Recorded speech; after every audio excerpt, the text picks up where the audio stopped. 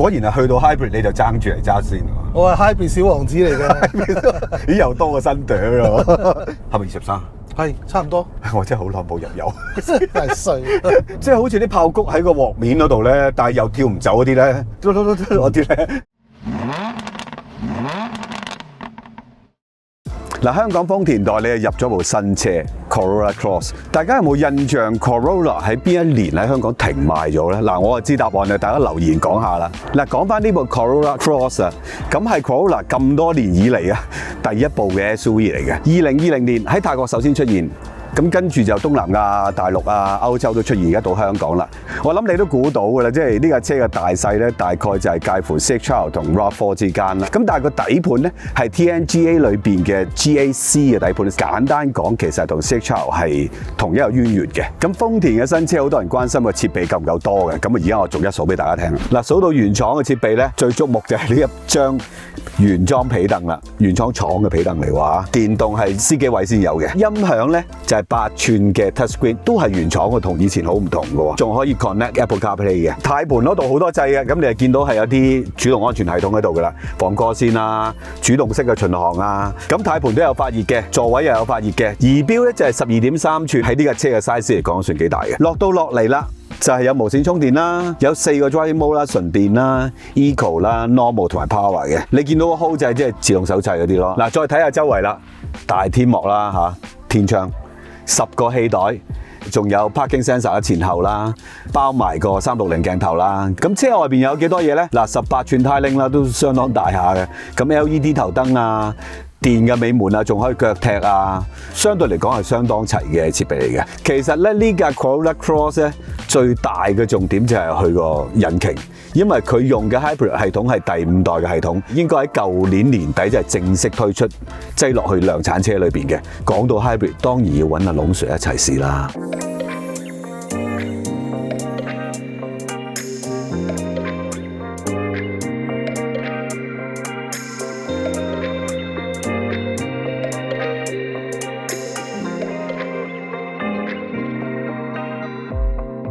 果然係去到 hybrid 你就爭住嚟揸先。我係 hybrid 小王子嚟嘅。咦，又多個新朵咯。其實呢架應該係到香港第一部用第5代 hybrid 嘅新車嚟嘅。當然佢最大嘅轉變就係個電池用咗鋰電池啦，即係個 power density 應該係大啲嘅，亦都應該係輕啲嘅。另外成個 power unit 成組嘢啊，亦都輕咗啦，仲有就係個摩打亦都有少少唔同咗啦。3樣嘢加埋就係為咗咩啊？好力啲、慳油啲，間車廠都想咁做啦。呢架 Corolla Cross 咧，對比起最接近同廠 Toyota CX-5，其實係上一代嘅架 hybrid 嚟嘅，好容易分得到啦已經。雖然佢兩架車嗰個 CC 係唔一樣嘅，但係你見得到咧，其實摩打嘅力量喺呢一代嘅 hybrid 係越嚟越強大。咁講一個大家最關心嘅數字啦，就係油耗啦。Corolla Cross 嘅油耗咧，每星期行到21.8公里嘅，CX-5咧就係22.8公里。其實兩架車嘅 size 有啲唔同嘅。如果我哋真係用而家嘅油價去換算，23一 lit 啦，係咪23？係差唔多。我真係好耐冇入油，真係衰。唔係，我有入油，但我唔太在意啦已經。如果21.8公里每升嘅油咧，唔計任何折扣咧，1蚊到嘅啫喎。哇！嗱，講到入油咧，香港嘅油咁貴，真係要精打細算。嗱，以下嘅資訊應該幫到你嘅。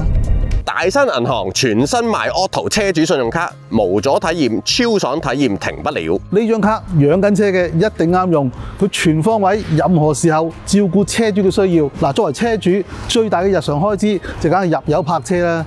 想每日揸車簽賬都可以得到額外獎賞，泊車、洗車、美容同埋整車。又或者叉電入油都可以賺到8倍積分。我日日都要揸車過隧道，拎住張大新賣 Auto 車主信用卡，綁定易通行不停車繳費系統俾隧道費，唔單止唔使停車，唔使排隊，仲可以賺20倍積分，相等於大拿8% 回贈。依家過隧道啊，真係超爽暢通，兼着數停不了啊！除咗平時用車簽卡可以儲積分，仲送免費服務俾你。喺危急關頭更加幫到各位車主。唔好彩壞咗車、爆咗胎，唔知點算好？呢張卡包括埋每年1次嘅免費補胎同埋拖車服務，咁就唔使驚啦。哇！真係全方位照顧晒車主嘅需要喎。係啊，而家申請大新買 Auto 車主信用卡，仲有2款迎新獎賞可以揀添。頭2個月內累積到6000蚊合資格簽賬咧，就可以即刻拎走400蚊現金回贈，又或者累積到12000蚊簽賬，可以拎走 Black and Decker 汽車便攜式打氣寶添。對車主咁照顧周到嘅 My Auto 車主信用卡，你都即刻 click 入 description box 睇下點樣申請啦。有興趣嘅你哋快啲去呢個網站用 promo code REV 申請大新買 Auto 車主信用卡，之後憑卡簽賬汽車相關服務1次就可以得到300蚊現金回贈啦。提示借定唔借，還得到先好借。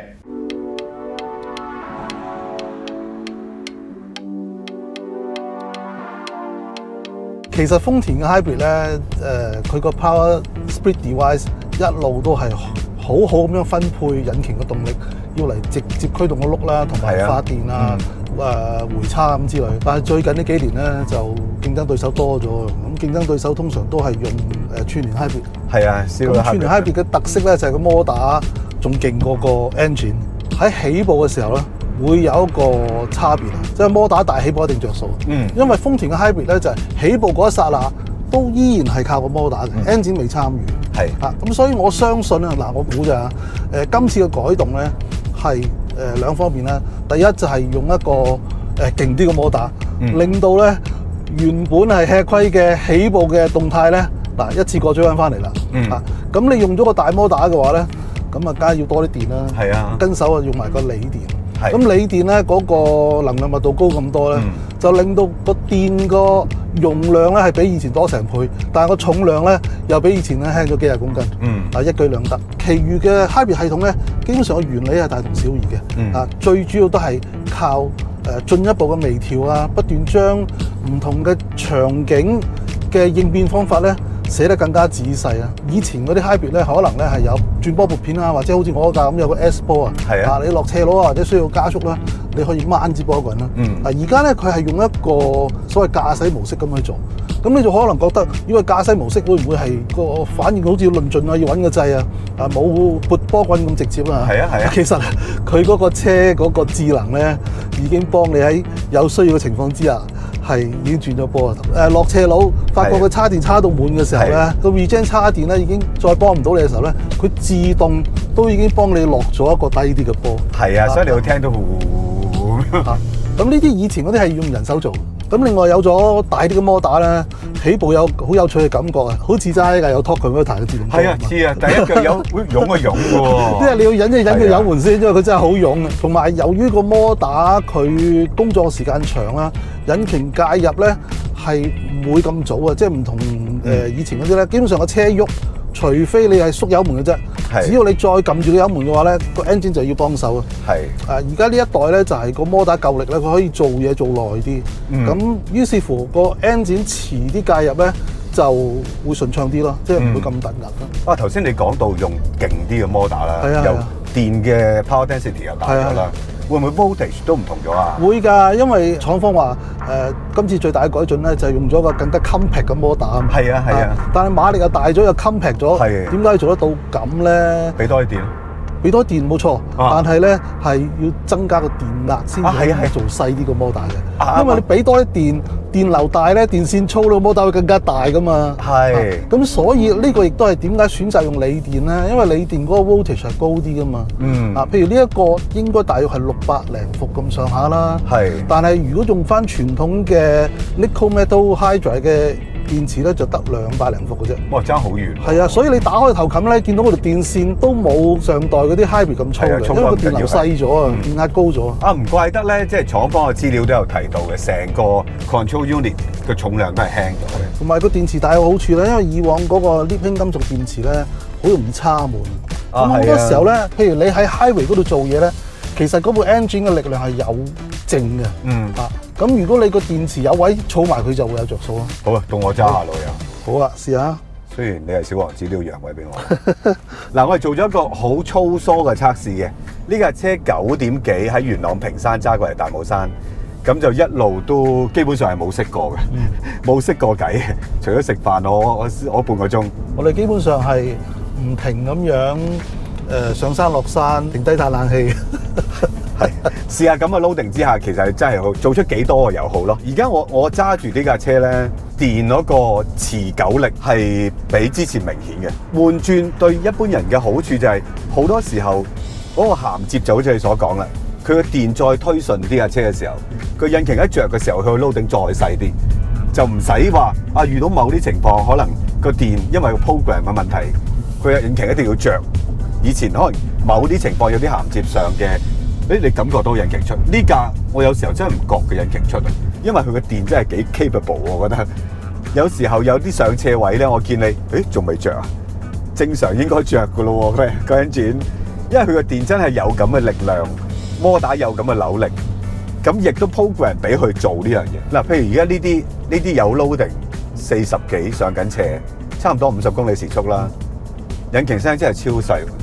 好似唔存在咁啊！直頭同樣，我相信 RAV4 都做到嘅，不過佢可能靠多啲 engine 去做咯。同 CX-5 比較嘅話咧，CX-5 個引擎咧差唔多係可以講係一觸式發嘅，係即係第一下起一起嘅時候係有電嘅，但係跟住引擎必然着，無論平路斜路。咁就好似你所講啦，佢主要係幫你起嗰下啫，起完就交翻個工作俾主力軍啊，就係引擎去做啦。講到揸嘅感覺咧，呢架其實係比較接近 CX-5 嘅，因為佢個底盤係同一個底盤嚟嘅。咁但係我自己嘅感覺咧就係 CX-5 嘅底盤咧，好似再 solid 少少嘅，我自己覺得。可能同呢一架車好新啊，有啲嘢未行得，未 run in 晒。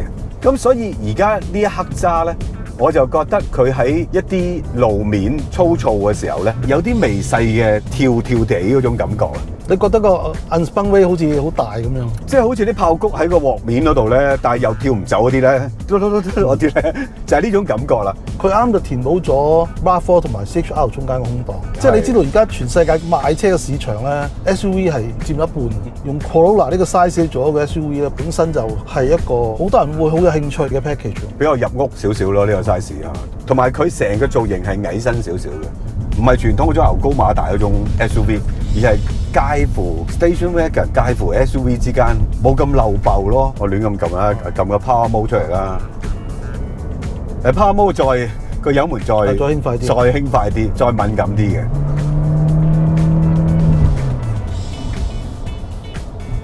呢啲速度你都唔可以話佢 OK 㗎，係咯，傾側又唔算好嚴重。前麥花臣後拖順邊，係啦。平凡之餘咧就係好實用。反而我係有少少唔明嗰個設計就係呢組嘢，即係好大嚿咯，唔似有嘢喺裏邊嘅，因為 airbag 喺上邊嘅其實，咁所以呢組嘢好大啊。咁有時上落車唔為意，咁你有時候會棘一棘咯。好啦，睇下我哋今日全日而家係玩到4點半啦，即係9點半玩到4點半啦。睇下個油耗先啊，12.1 km/litre。大家唔好 hurt 住，因為我哋平均時速係15公里，即係換言之係好慢。跟住咧行咗84公里啊！我哋差唔多9點半去到先，即係7個鐘。上落大霧山無數次，所以呢個只係俾大家參考啦。唔知你哋如果係揸開豐田嘅 hybrid，平均係做到幾多嘅？留言話翻俾我聽。好啦，今日試呢部 Corolla Cross 就到此為止啦。記得 subscribe 我哋 YouTube channel 啦、Facebook 啦、IG 啦、comment like and share。Super Thanks 就固然開心啦。OK，拜拜。